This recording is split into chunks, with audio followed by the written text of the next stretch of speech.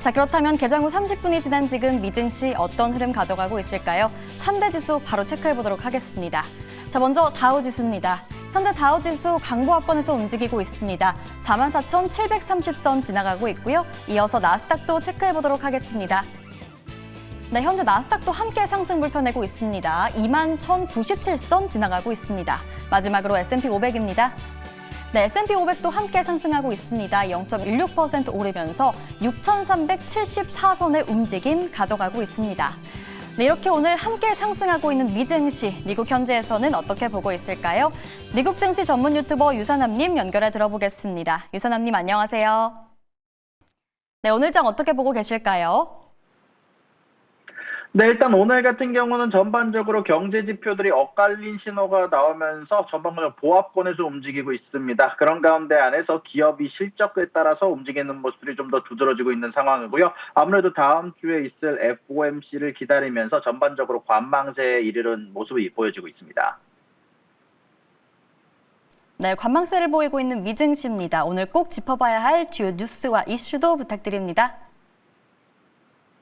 네, 일단 오늘 같은 경우는 내구재 수주 데이터가 나왔습니다. 전반적으로 엇갈린 데이터가 나왔는데요. 6월 내구재 주문은 변동성이 큰 운송 부문을 제외하면 전월 대비 0.2% 증가해서 예상치를 웃돌았지만 기업의 핵심 투자 지표로 여겨지는 소비 슈퍼코어 주문은 0.7% 감소하면서 전반적으로 위축 국면으로 돌아선 게 아니냐라는 얘기가 나오고 있고요. 제조업 경기는 위축 국면으로 돌아선 반면 서비스업 경기는 여전히 확장세를 이어가면서 부분 간의 격차를 드러내고 있습니다. 자, 그런 가운데 안에서 오늘 추가적으로 나올 스케줄들은 오늘 현재 항공기재 자본재 수주와 내구재 수주가 나오는 상황이고요. 그러고 나서는 아마 또 오늘 전반적으로 트럼프 대통령의 연설이 예정되어 있다고 말씀드릴 수 있을 것 같습니다. 자, 그런 가운데 안에서 트럼프 대통령이 지속적으로 파월 연준 의장을 압박하는 모습이 나오고 있습니다. 어저께 기준으로 직접 연준의 재건축 현장을 방문하면서 파월 연준 의장과 같이 동행하면서 시찰을 했는데요. 이거는 20년 만에 현재 대통령이 연준을 방문한 이례적인 일이었습니다. 현재 그런 가운데 안에서 한 기자가 만약에 본인의 건설 프로젝트 예산을 초과한 관리자가 있었다면 어떻게 했겠느냐라고 묻자 트럼프 대통령은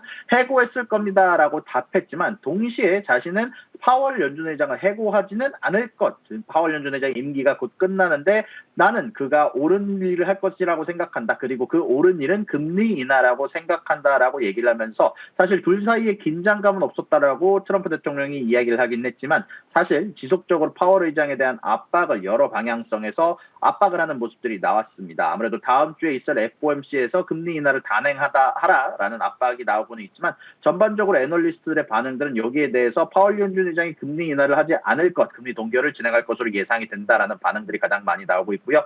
현재 그런 가운데 안에서 지속적으로 트럼프 행정부는 파월 의장에 대한 인신공격, 개보수 비용에 대한 문제 제기, 그리고 후임자와의 면담 등등 지속적으로 압박을 계속하는 모습들을 보여주고 있습니다. 자, 그리고 두 번째 소식입니다. 이번에 뱅크 오브 아메리카의 마이클 하트넷 전략가가 이번에 전반적으로 주식시장의 버블이 커지고 있다는 경고를 내놨습니다. 하트넷 전략가가 이끄는 팀은 오늘 기준으로 보고서를 올렸는데요. 유동성이 증가하면서 미국, 영국, 유럽, 중국 등 주요 중앙은행들이 금리를 인하하면서 세계 정책 금리가 4.8%에서 4.4%로 하락을 했고요. 향후 12개월 내에 3.9%까지 더 떨어질 것으로 예상된다라고 얘기를 하면서 시중이 더 많이 풀린다는 얘기를 하면서 현재 버블이 쌓이고 있다라고 얘기를 했습니다. 그리고 두 번째는 개인 투자자가 현재 지배하는 장세가 나오면서 지속적으로 개인 투자자의 참여 확대가 나오고 있는데 미국 정책 기반자들이 더 많은 개인 투자자 비중을 늘리기 위해서 규제를 변경하고 있는데 그로 인해서 더 큰 버블이 오고 있으며 이 버블은 확실히 시장의 과열 가능성을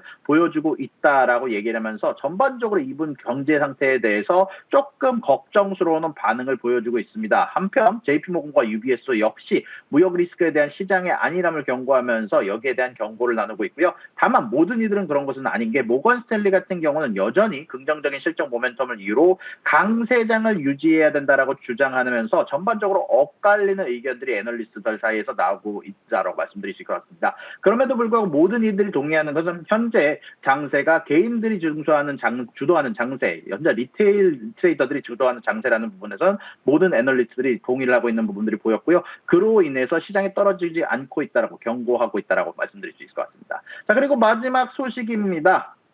인텔이 어닝을 발표했는데요. 이번 실적을 두고 시장의 평가가 엇갈리고 있다는 얘기가 나오고 있습니다. 다만 그럼에도 불구하고 주가는 크게 하락을 하고 있는데요.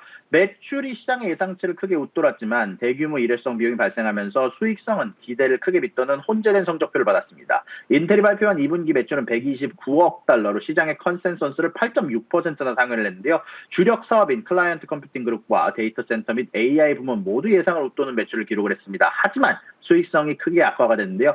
조정 주당 순이익이 EPS가 0.01달러 흑자를 기대했던 시장의 예상과 달리 0.1달러의 손실을 기록하면서 특히 조정 총마진율 역시 29.7%에 그치면서 컨센서스인 36.6%를 7%가량이나 크게 하회를 했습니다. 수익성 악화의 주된 원인은 그럼에도 불구하고 일회성 비용 약 10억 달러에 달하는 자산 손상 차손 때문인데요. 인텔은 이 비용을 제외한다면 총 마진율은 37.5%가 나오면서 전반적으로 시장의 기대치가 웃도는 수준이 됐을 것이다라고 어닝콜에서 설명을 했습니다. 한편 그런 가운데 안에서 3분기 실적 가이던스 역시 혼재된 전망을 제시를 했는데요.